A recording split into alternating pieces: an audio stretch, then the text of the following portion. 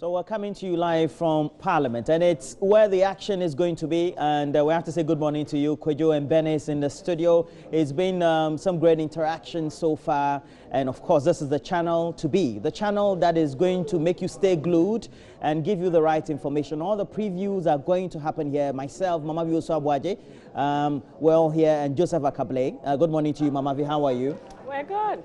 We're good. Yeah, I see you have a new look. You look beautiful in it as well. Thank you. A little different, but beautiful as always. Thank you so much. Yeah. We want to acknowledge that the beautiful chair that we're sitting on is courtesy Kingdom Books and Stationery. So we're ever grateful to Kingdom Books and Stationery for providing us this. And of course, they supplied us with some drinking water as well. We have to say good morning to you, Joseph. Good morning, Joseph. How are you? I'm well. Yeah, and we decided that we'll do the review of the newspapers from here. We want to take a look at what the stories are, front, back pages of the newspapers. And Mama Vi, what do we have to look at? Let's begin with the Daily Graphic newspaper. And on the front page of the paper, Professor Adai endorses double intake for free SHS. That story you can find on page 44 in the paper today. Also, University of Ghana Medical Center opens. Maxwell Agbagba was there for us yesterday. There are a bit more details in the paper on page 16. Also, all eyes on Finance Minister as he presents mid-year budget review today. In fact, that's the reason we're coming to you live from Parliament.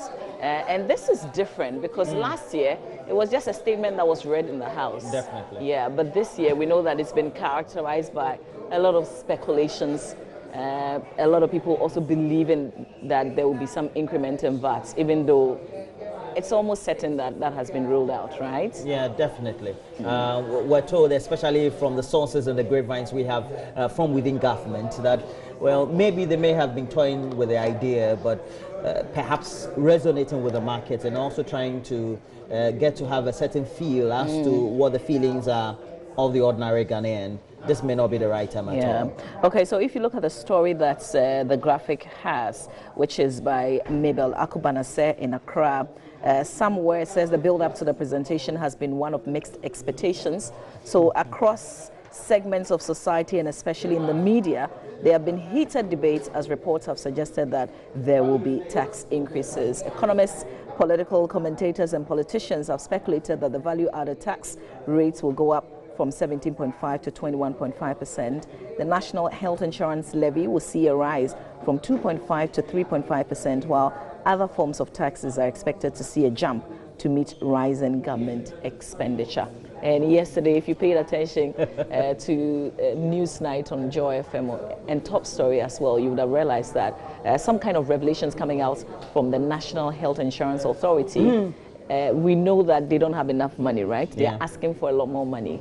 But to see that they're actually using the little they have in sponsoring people to carry out other duties, that was a bit, I don't know, very revealing. What is interesting is the letter that JoyNews intercepted, like you put it, indicates that they minuted on the letter when the request was made that it should be processed and the money transferred. Yes, because that was the understanding I got from, if you look at the surface of the letter, the directive from the CEO Yet to we are told the deputy Yet CEO we are told that the money was not transferred. And that sounds a bit strange. And I have seen people make their comments. Someone like Charles Rekobobe post on Facebook, for instance, that he thinks that before NHIL sees any increment, they should do a forensic audit of how the levy has performed over the past years. We need to know clearly whether indeed the amount of money that we are putting in that particular service is being used directly for the health service. Because if the money is for health,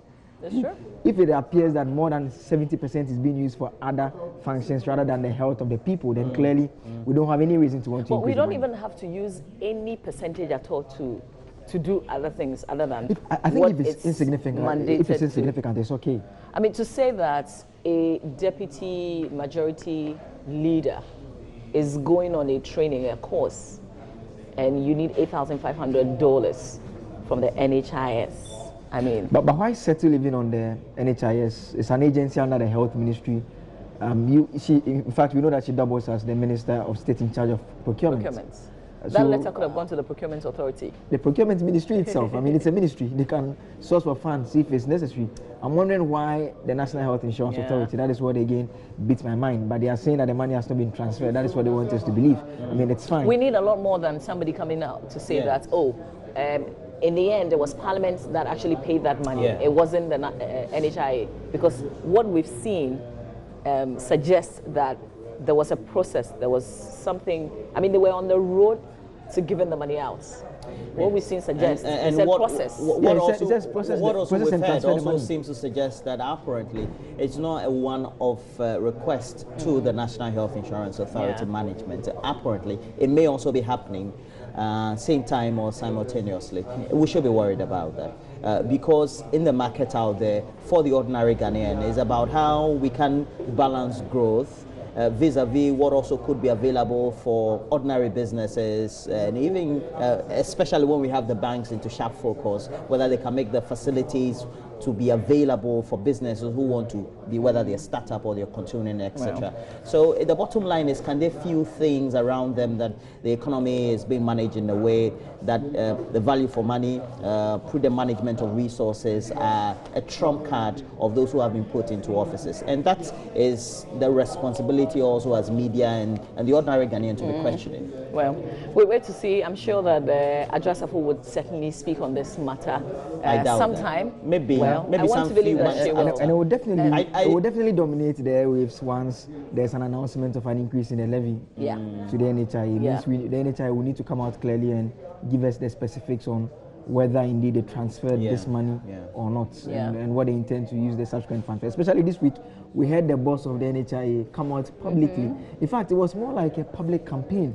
And I have reason to believe that if there's going to be any increment, it's going to go towards the NHIA, because I saw him in Daily Graphic, he spoke to JoyNews, he spoke to other networks, making the case that the NHIA is cash strapped. I have a feeling that there is going to be some kind of increments, some kind of raise for them. And so in order to justify that, it was the NHIA that kept calling. Exactly. So you have to go on a certain campaign. But we are certainly interested in what you use the monies for. Especially because we know that they owe some hospitals, some medical facilities as well. So we wait to see a lot of things. It's about balancing the thing. You want to create some level of public affection for what you intend to do and for the service, but more so you want to also balance the action of paying providers so that the ordinary members of the scheme, who are ordinary Ghanaians, don't tend to suffer when they go to the hospital. Okay. Let's do this quickly. On page 16, University of Ghana Medical Center opens. So we had to wait for some 18 months, Is that where you got your frame from? No, they don't. Has it been affected by the inflationary trend we're witnessing? They don't do things like these, apparently. It has to be a serious issue before you can go to the University of Ghana Medical Center. It's a referral facility, we're told. But we're also told that they've resolved all the managerial issues. So they're, it's all clear to go. And the story says that it will initially operate the administration in the outpatient department with about 20 members of staff. And then it gives you a background. Former President John Dramani Mahama inaugurated the center just before he exited office, but various controversies led to a delay in its operation. Said to be incomparable in West Africa, the $271 million center, which is the country's first quaternary healthcare facility, is a referral institution. So you can read a lot more about it. It gives you more of the background, the credit facility, the management, the services as well.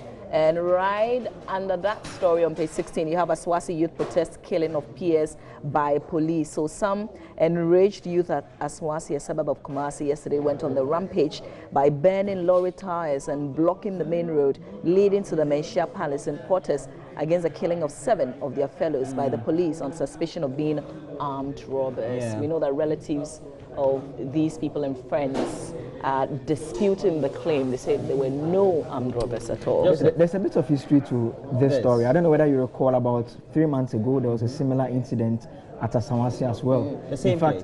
The same place. In fact, that issue ended up in Parliament when the MP for the area, Honorable Muntaka Mubarak, filed a motion in Parliament asking that the Interior Minister be asked to explain how those individuals died.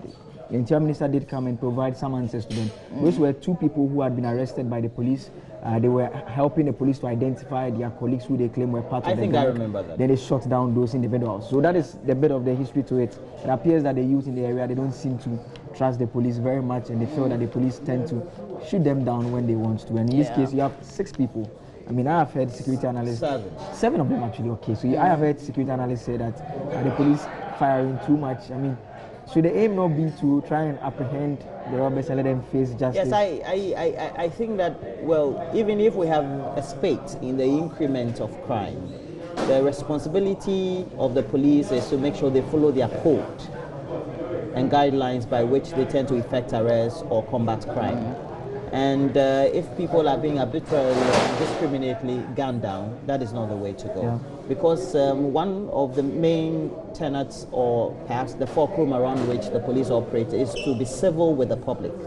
Because when anybody is in difficulty, the police should come in to their rescue. But they say if you fire them, they will fire back. Well, the problem is that when they end up shooting someone, they always say that there was a firefight, and more often than not, I mean, no one is there to confirm that. It's the word of the police against whoever, the relatives of whoever is dead, and the relatives are even not at that place in the first place. So I think what we can take from all this is that we need an effective police service, but we also need a police service that is humane, not at the end of the day. Instead of shoot to kill. Yes. Why don't it shouldn't be brutal. If the person is a criminal, and by what lawyers will tell you, they also need to go face the law and go through the rigors of the justice process to make sure whether if they're guilty, then whatever prosecution that needs to be effective should be. Okay. I'm sure you want to do the EC story. Absolutely. So I was just going to say, let's go to page 20. I have that right here, but the other one about Professor Ade.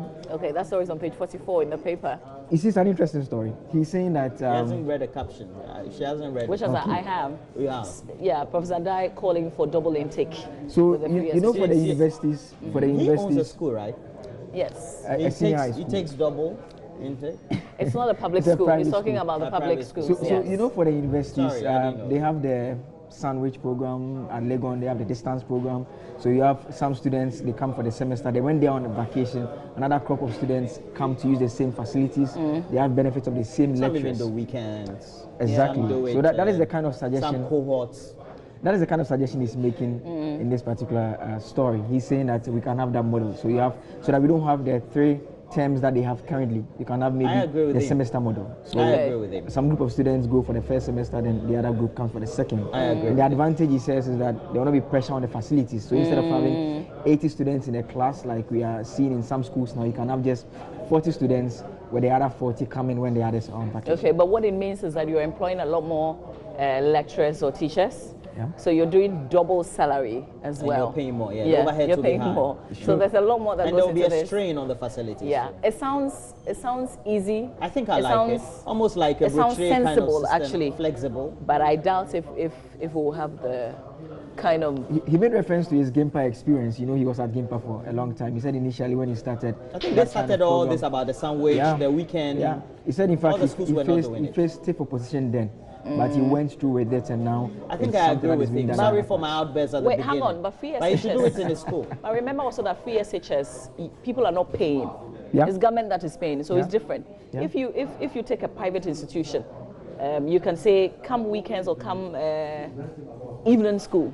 Somebody can pay a lot more than the other. This one, nobody's paying. It's all on government. So I think that then we need to also take a look at the policy itself. And the money has even started a debate. No going back from where we are. We're just going forward. No problem. That's but it. The thing is that even in the jurisdictions in which we want to take some of those best practices and come and implement in our place, they still have the private boarding schools. Yeah. You want to go there, it means you can't afford and go to Infanta Pim or go to Adisade or go to a private public school, and then you can pay. So we need to take a look at it. But I think it's just one of those things. Let's finish up with this story, which is on page 20, about one Miss Nyonato, who is in court against naming the new EC chair.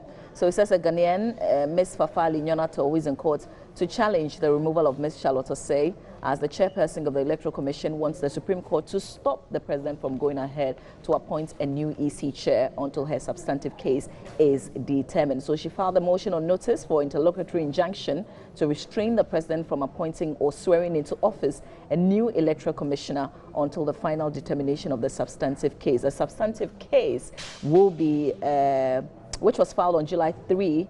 The plaintiff is claiming, among others, that the committee that recommended the removal of Mrs. Osei and her two deputies exceeded its powers by construing or defining the scope of the application of provisions of the 1992 Constitution, including Articles 44(2) and 146. And so there's a lot more background to this. You know, we were joking with the idea yesterday that after the presentation of this particular, you know, mid-year review, budgets, there will be the announcement of who the new electoral commission chair is.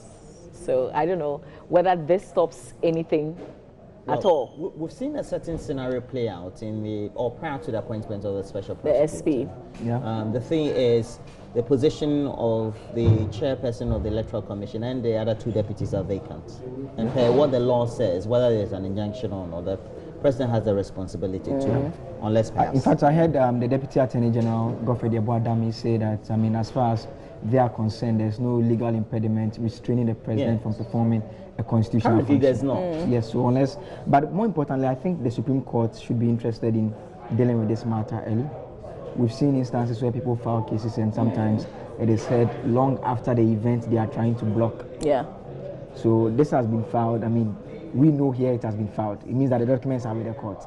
I don't think it's any big deal for the courts to quickly put together a panel, get a party. I think they will. I think they will. Just deal with the injunction first. Just come and argue why you think we should block it or not. I think that whether they deal with it or don't deal, the president just needs to go ahead and appoint a new chairperson of the Electoral Commission and two other deputies. There's nothing really wrong with that. Okay, you make it sound very simple. Yeah. Can you reverse something like that after the court makes its decision? I don't think the court will announce such appointments. Yeah, that's another thing. The court will reverse. And now order that the removed person in this case be reinstated. But no one is petitioning for the others, Amadou Sule and Georgina Okoko-Amankwa. That's unfair.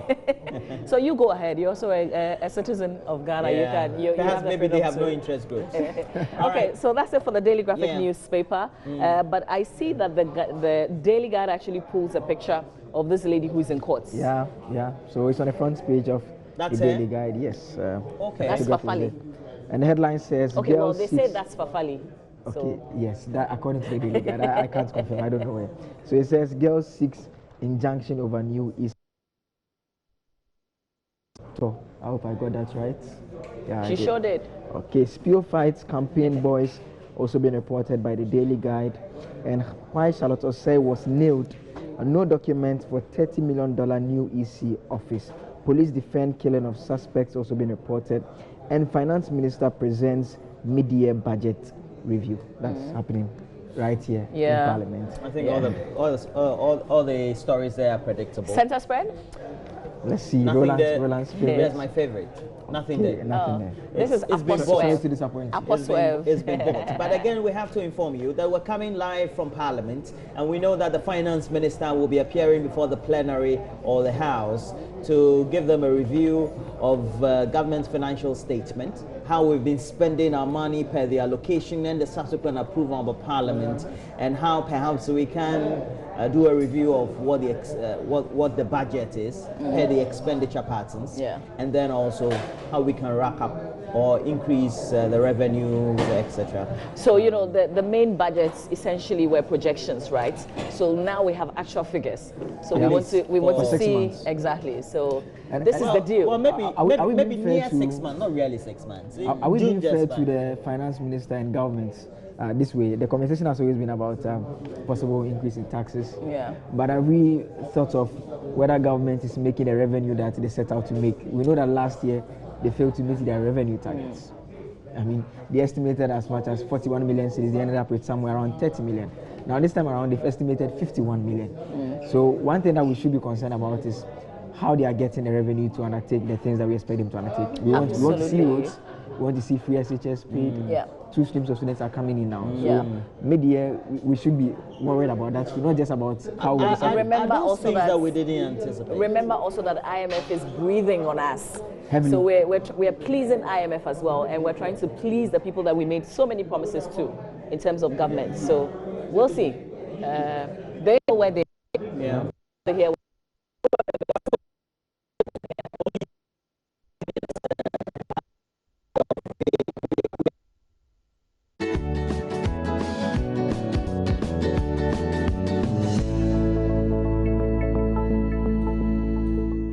Migrate a lot, and this is not necessarily the solution. So they are moving from Axim.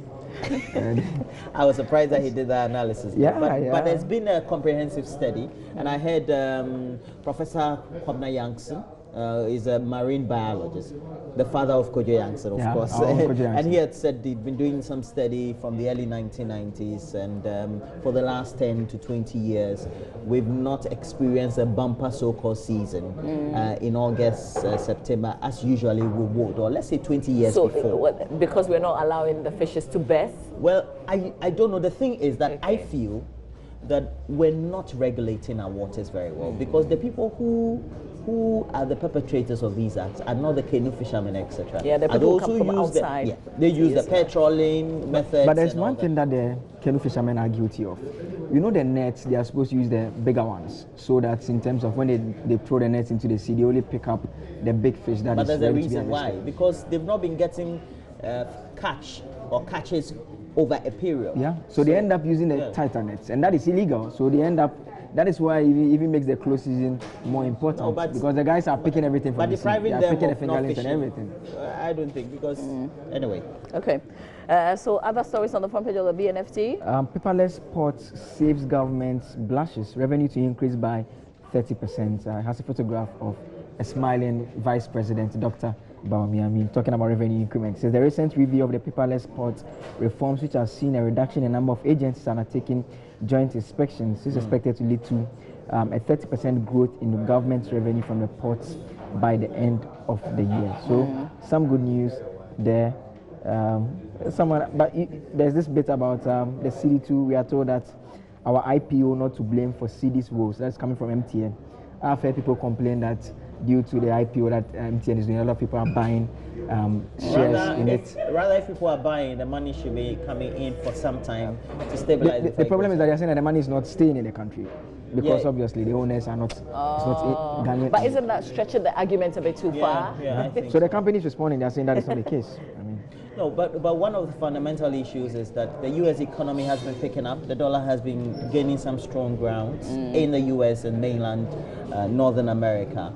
And so the usual investors that would have given us the inflows coming to invest in our instruments, etc., have found it more prudent to invest in those areas, China, the Far East, etc. So we've not been having liquidity coming in by way of the forex. And that is why we're also having the difficulties. And we have to be realistic about some of the things. Crude oil prices too have not been stable. They've not been increasing sharply, but those marginal increments have also tend to affect us in a way. But in all these discussions, we should be thinking about the ordinary man. I mean, if you go out to the streets, yesterday in a vehicle I boarded, they were complaining about the fuel price increments. Yes. They were saying that they were promised it was going to go down. They are now being told a lot of things that the economic indicators look good, but the ordinary man. You know, over the week I decided to park my car a bit, so but it was just an experiment I was doing. I don't know whether people feel it. Yes, it takes more to feel. Let's finish off. We've got 2 more papers to do. The Ghanaian Times newspaper, front page of the Times. Have you done the business? No, not yet. New UG Medical Center opens. Facility begins admission of patients. President begins tour of 3 northern regions today. Okay, so there you have it. The finance minister is coming to Parliament. The reason we are here today, but the president is taking a tour from the Volta region. Now he's headed to the northern region, and that tour begins today. VIP cuts sought for beginning of Tema motorway interchange projects. Finance minister presents mid-year review budget today. There's also a crime story on the front page of the paper. Businessman defrauds partner of 51,000 Ghana cedis. 8 Boko Haram suspects confessed to Chibok abduction. Real quick on the back page, we've got some sports stories right after the review. We're going to link up. Benedict is on standby for sports. World Cup heroes for FIFA Football Awards. Adriana Stars record first win in Comfort Cup. I thought they were complaining about, was it weather or the pitch or something of a sort? Well. By what margin did they win? Let's see, 2-1. Oh, they're out. Are they? As for Africa, when you play 2-1. No, it's 2-0. 2-0, are you sure? 2-0 is still not So enough. Adriana Stars secured their first win of the 2018 2-1. CAF. 2-1, okay, so 2-1 is correct. Our director is shouting 2-1. I think he's a fan of it. Oh, so it was 2-0, and then They so equalized that's with a goal. So that's it. Or We they were wish them able to well, take actually. Center spread of the paper, President bids farewell to 4 envoys. That's in the center spread of the I see, paper. is it Ambassador Jackson in there? I see the president giving someone a stool. Okay, let's see. It's been around the Okay, last. so there's a handshake with Mr. Babakil El Siddiq Mohammed El Amin, and there's also, okay, but it doesn't say which country they are representing, so I guess you have to go into the story a bit proper. The Zimbabwean ambassador, who is also the Dean of Diplomatic Corps, she presented her letter She's of also credentials. leaving? No, I think she's coming through, right? No, she's leaving. Leaving, okay. Yeah. So there's there's a regime Zimbabwe, change. there's the Sudanese Internal ambassador, regime change. the Sudanese ambassador who had worked in the country for the past 4 years, who is also leaving. There is Mr. Jackson, who was the last to visit. So the government of Ghana and the United States government had accomplished a lot during his 2.5 stay in Ghana. So he's leaving as well. That's the ambassador, the U.S. ambassador to Ghana. Yeah. Okay. So the stool, the things we give them, it's not like they go and sit on it. No, they use They it to present it to display. the presidency. No, I think they are personal gifts. It's their personal gifts. Yeah, they take, so they take them they use to as their rooms. memorabilia in Okay. their homes, etc. Just to. In fact, Ghanaians who Because- have served as ambassadors in other countries, when Yeah. you visit their homes, they have Be- such items. Because Those many of countries in these their people, especially from the West, are career diplomats. Yeah. Yeah. So this is what they do for a living. Yeah. So they'll go to the next country, and I'm sure, looking at the age of Mr. Jackson, Yeah. maybe he's nearing some few years of I want retirement. to retire like that, you know. Yeah. So at be your a- home, you can have a gallery. You have this be a one from diplomat. Botswana. Outside of Togo, Swaziland. It's not what? Iswati? there's somebody who is challenging that. Somebody is challenging that in their country. Okay. So then you have one from Chile. For Yeah. for example, John Benjamin was in Chile, came to Ghana. He's still in Ghana, by the way. Yeah, but married to a Chilean But the wife. difference loves is that Ghana. we need to stress career diplomats. I mean, if you are the politician, then once there's a change, No. you are likely But to you be also associated. need it to show that after doing politics and your appointment as a diplomat over the period, this is what you have to show for it. And you go to the homes of some of the notable Ghanaian No, so he's politicians. saying there's a and they have- difference between the career diplomats And the politicians. politician. Sharp. That's why it's Yeah. career. Yeah. Let's do the Business Finder newspaper real They quick. behave even different. Belstar Bank of Okay. Ghana set for showdown in a battle over shares acquired in ADB. I'm wondering if the story is telling us they are headed to court, because yesterday I think we all concluded that the battle is not just saying it. The battle will be in the court. At least for now, they don't have the shares that has been I announced. wanted to say, I thought you Depletion meant of the battles Ghana's are natural resources, worrying according to the World Bank. Banks write off 422 million Ghana cedis bad debts. Talking about banks, one of our guests on the show this morning is a banking consultant and head of the OSAID to the Second Center for Executive Education and Research. Nana Otuo Echampo will join us on the show this morning to have a conversation. It's one of the things we'll talk about is the banking sector, you know, all the things that have come up. We will also have a man who's chaired the Finance Committee of Parliament before, James Kluche Aveji. He's now the chairperson of the Public Deputy Accounts Minority Committee. Leader, Park He's Chairman. on the Business Committee, but he's second. A deputy minority leader Yes. and also chairs the Public Accounts Committee. Yeah, absolutely. He'll be on the show this morning as well. In the absence of anything, guys? Yeah. In the absence of anything, we have to tell you that the chairs we're sitting on, Ketsi, Kingdom Books and Stationery. Yeah, I absolutely. love them. Beautiful chairs. I wanted to ask, but no, I'll ask that one. And then we have Great Water also Yeah. coming. Also It's coming called, from- we haven't mentioned, it's called Primus. Yeah. There's something in Latin. for law student. It's called Primus Inter Paris, first among equals. Okay. So Kingdom Books and Stationery giving us not only chairs to sit on, but also water to drink and to entertain our guests. We're coming to you live from Parliament. We're here till after the presentation of the mid-year budget by the Finance Minister. We'll have conversations afterwards as well. So this is certainly the place to be. It's JoyNews.